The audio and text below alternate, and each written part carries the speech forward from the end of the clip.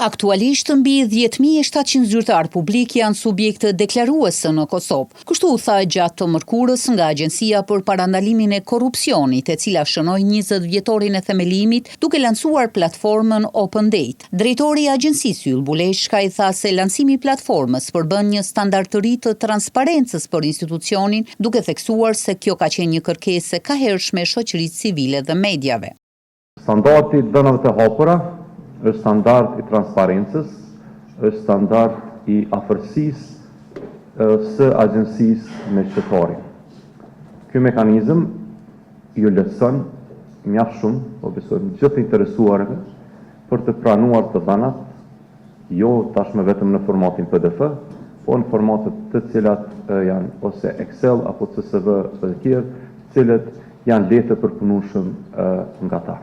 Ndërsa udhëheqësi i divizionit të shërbimeve informative, Besnik Dragusha, tha se platforma përbën mbi 44.000 deklarime të pasurisë dhe mundson shkarkimin në disa formate. Ka një database të integruar e cila po ashtu është teknologjia e Microsoftit SQL serveren.